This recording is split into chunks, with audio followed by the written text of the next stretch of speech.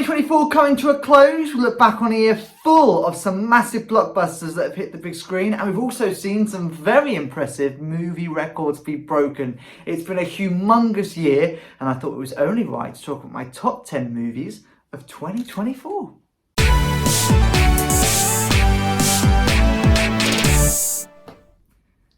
Hey, welcome back to the video and the last video of 2024. As you've already gathered, today I'm talking about my top 10 films of the year. Now, would you believe it? I've seen over 80 brand new releases across 2024, many of them in cinemas, a few of them on streaming platforms.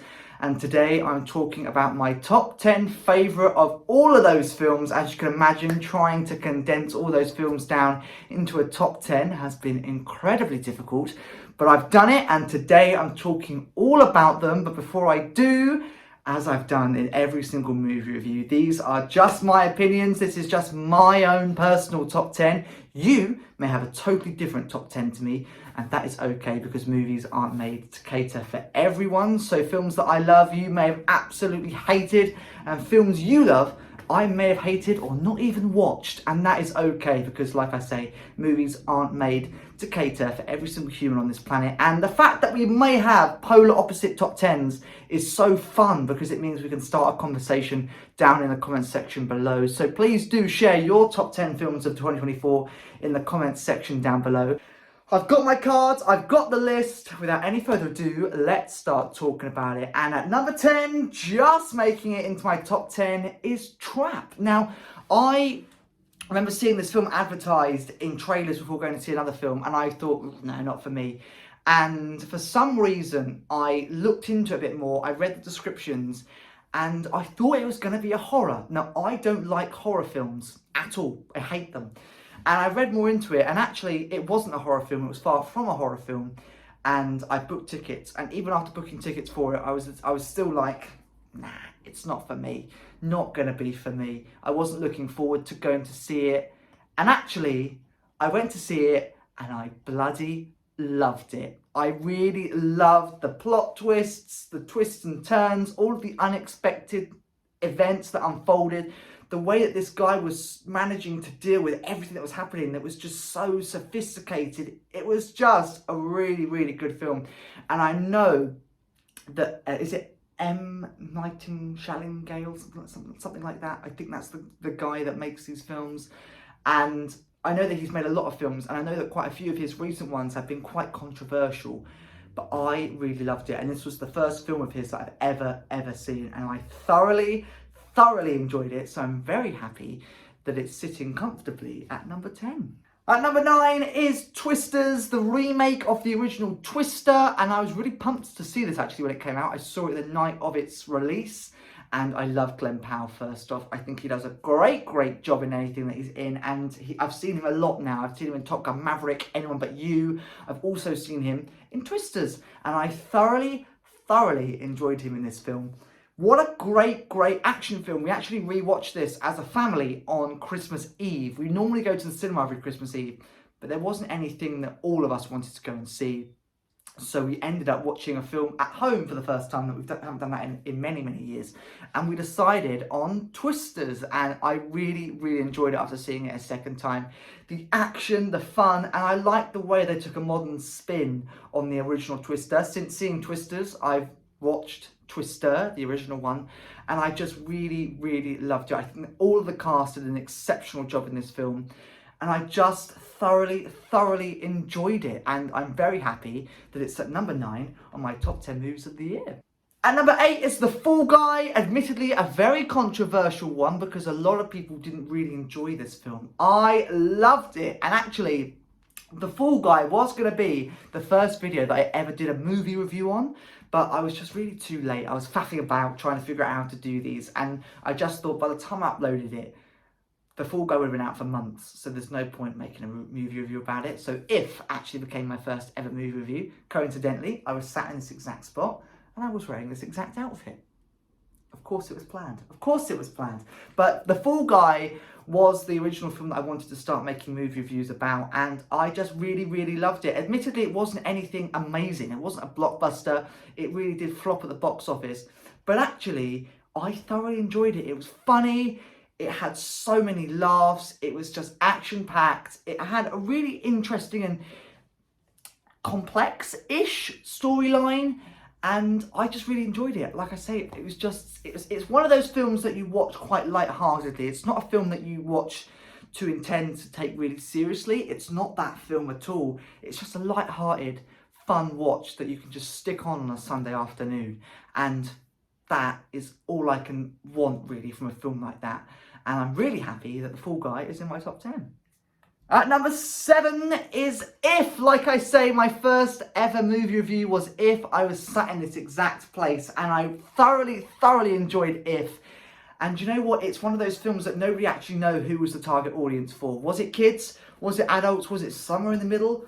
No one knows, but everyone seemed to love it. And although it didn't do very well at the box office, it was such a beautiful story. It healed the inner child within me. It just reminded me of why I am such a big kid, why I love going to the cinema to see kids' films, why I just don't take life so seriously. And that was just such a reminder within that film. I was lucky enough to attend it at an advanced screening. I saw it before it was released publicly, and I just fell in love with it straight away. I think I rewatched it 2 or 3 times at the cinema. It was just one of those films that you want to like fall asleep to watching because it's such a cozy, comforting film. And if you are a big kid, this one is definitely for you. At number 6 is We Live in Time. It just missed out on a place in the top 5.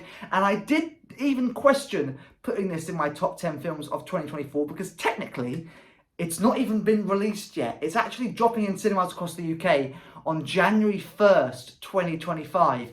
But I saw it at the start of December 2024. So it's a film that I watched in 2024, so I've added it to my favourite films of 2024. And this is the only, I think, film that I've properly cried at this year. And it's the first film that I've actually cried that much at for a very long time. It is just a perfectly made movie from start to finish, I think. And to begin with, the way that they presented the story, I thought this is going to be really complicated. This is going to mess with my head. This is just not going to work for me. But actually, I settled in with it really well. And actually, it worked. It worked really well. And I thoroughly enjoyed it. Andrew Garfield and Florence Pugh did an exceptional job in this film.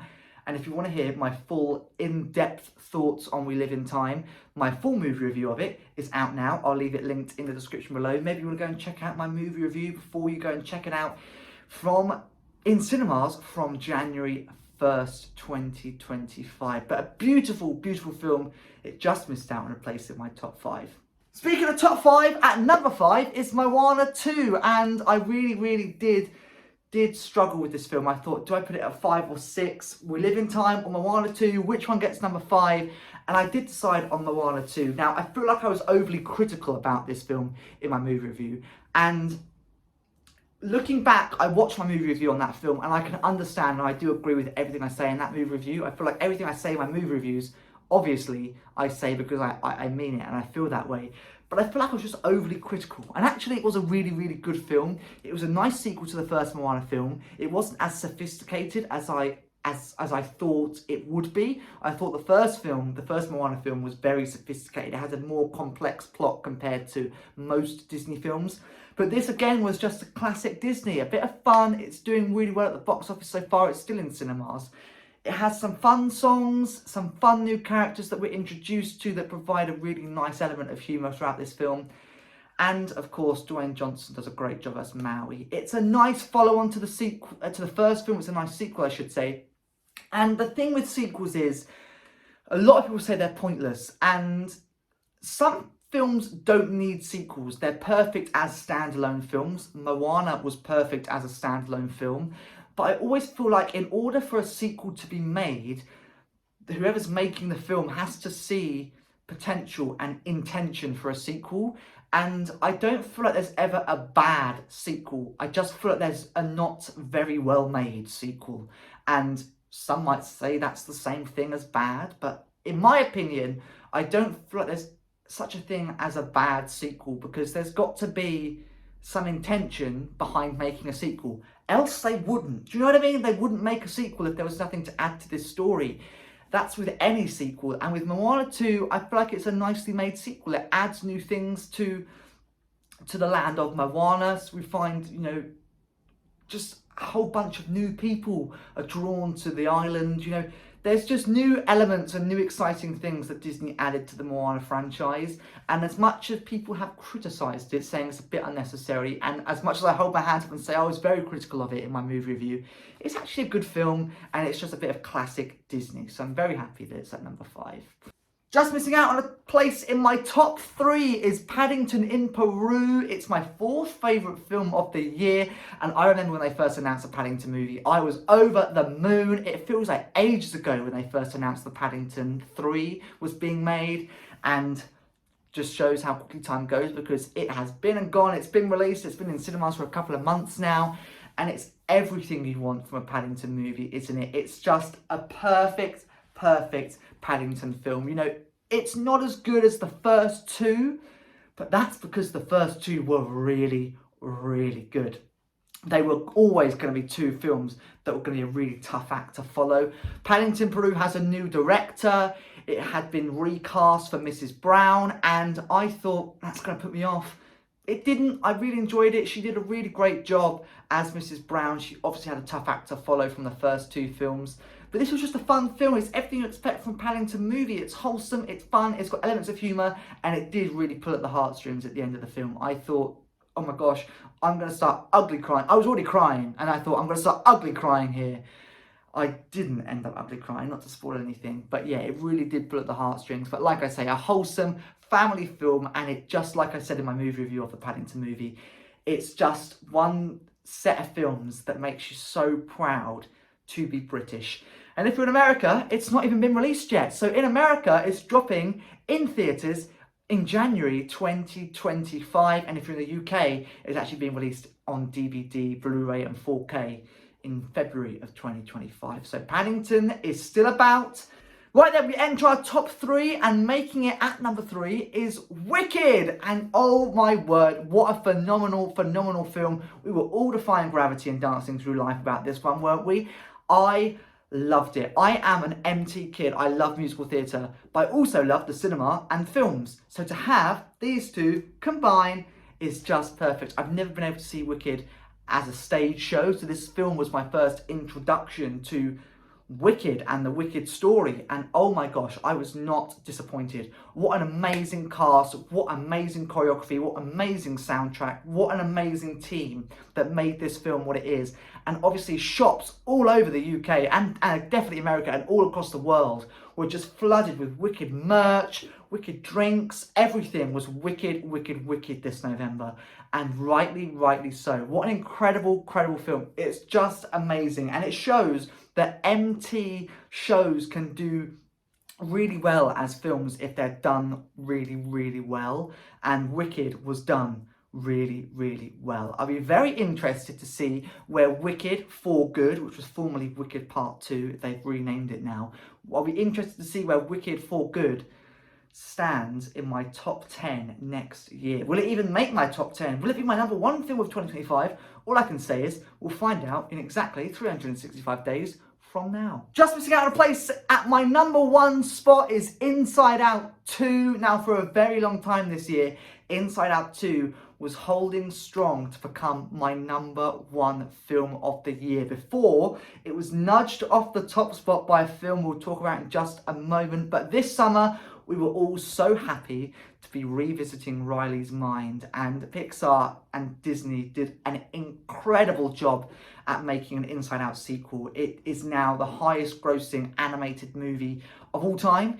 It's Pixar's highest grossing movie of all time. But what an amazing film, and rightly so. It was so well done, and you know what? It was a perfect follow-on to the first Inside Out movie. The team at Pixar handled quite a sensitive subject really well, and I like the way that they released it such a long time after the first one. I believe it's like 9 years since the first Inside Out movie was made, and the fact that they waited that length of time to release a sequel was really well thought out by the team at Pixar, because the people that watched the first one as kids are now going through what Riley's going through, or have gone through what Riley's going through. And I remember all over social media, people going how like upsetting and how like happy tears it was making people feel, because they just did it so well, and they really did a great sequel. Like I was saying earlier, sequels are always made with intention, but this one is such a good example of how a sequel should be made and should be done. And like I said, I think the team at Disney and Pixar did a phenomenal job with Inside Out 2. And like I say, it was holding up for a long time to be my #1 film of the year. But nabbing the top spot and being crowned my favourite film of 2024 is DreamWorks' latest movie, The Wild Robot. It's my first and currently my only 10 out of 10 ranking from a movie review so far. What a beautiful film from start to finish. I am so glad that The Wild Robot is being crowned my #1 movie of 2024. Perfectly cast. What an amazing storyline with so many powerful, integral messages as well being delivered to kids, but also adults, because this was just such a beautiful film for all ages. What amazing animation, what an amazing original song, and the score for this film was phenomenal. It blew me away, and this really set the bar high for animated movies. It just shows that animated movies can still be so amazing. You know, animated movies have really been given a lot of criticism recently, because dare I say it and dare I agree, a lot of animated movies have kind of been a little bit half-assed recently. But DreamWorks stepped the game up and they gave us The Wild Robot, and they just showed you how an animated movie can be done incredibly. And I'm really surprised that it's not done better at the box office. You know, it's not flopped, but I'm surprised it wasn't one of the biggest movies of the year, because social media went crazy for this film when it came out. And rightly so. I've heard they're making sequels for this film, in which case DreamWorks, well done, because I'm so excited to see a sequel for this film. And it's obviously set on the books that have been made. I love this film, and I'm so happy that The Wild Robot is being crowned my #1 movie of 2024.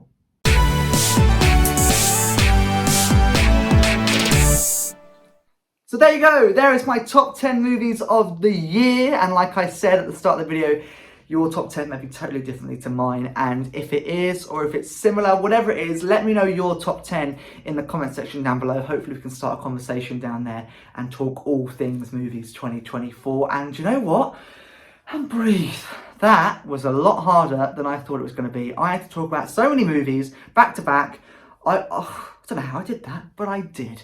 And hopefully we can catch up again this time next year and talk all about my top 10 movies of 2025. Before I wrap up this video, I was going to say this movie review. It's not a movie review, it's a movie review about 10 films. But before I wrap up this video, I just want to talk about a few notable mentions which didn't make my top 10, but I do think are worth talking about. Despicable Me 4, I feel like that is the strongest Despicable Me film that they've done in a very long time. I think it's my favourite Despicable Me movie of all time. I do feel like they're starting to milk the Minion character a little bit, but I do think the fourth one is the best Despicable Me movie that they've done so far. I just wasn't good enough to make my top 10. Juror number 2, I saw this at advanced screening towards the end of the year, and ever since watching it, it's really grown on me. I loved this film much more than I think I actually gave it credit for in my movie review. Really good film, a really nice film by Clint Eastwood. So many twists and turns. It was a really great film, and I was hooked from start to finish. And my third notable mention of 2024 is Mufasa: The Lion King. What a visually stunning movie. What a great film. Lin-Manuel Miranda's an absolutely ace job with all them songs from that film. But again, just not good enough to make it into my top 10. But like I said, there's been so many movies that I've seen this year. I've seen over 80 across the course of 2024. So trying to condense them into my top 10 was really hard. So I had to tell you a few notable mentions to wrap up this video. And there you go. Like I say, my top 10 movies of 2024, tick. Tick, tick, tick. And before I wrap up this movie review, I'm going to call it a movie review because that's basically what it is, isn't it? Before I sign off, I just want to say a huge thank you. If you've tuned in this year, if you started joining me on this movie review journey, it's been so great to have so many of you watching my movie reviews. It's been so fun to be able to sit to a camera and chat all about my thoughts on new release movies. I love going to the cinema. I love watching films. But I've got nobody to talk to about it. So that's why I started doing this. And I have all of you lot to talk to about movies. So I really do hope you've enjoyed listening to my thoughts on new release films. And hopefully you'll stick around with me for 2025's blockbuster of a year that we're going to have, and there's of course going to be loads more movie reviews to come in the new year. So thank you very much for watching. If you've only watched a few, maybe you've watched all of them, whatever it is, if you've watched any of them, maybe you've commented, liked them, interacted with me, started discussions in the comments, I really do appreciate it more than you know, and I've absolutely adored making movie reviews, and I shall continue to do so in 2025. So there you go, that is everything I've got to talk about for this video, and that is everything I've got to talk about for 2024. That is me done for the year. Thank you very much for watching any videos on my channel this year, but any movie reviews either. I shall see you in 2025 for a whole host of new videos, and I shall see you in another video, and hopefully another movie review very soon.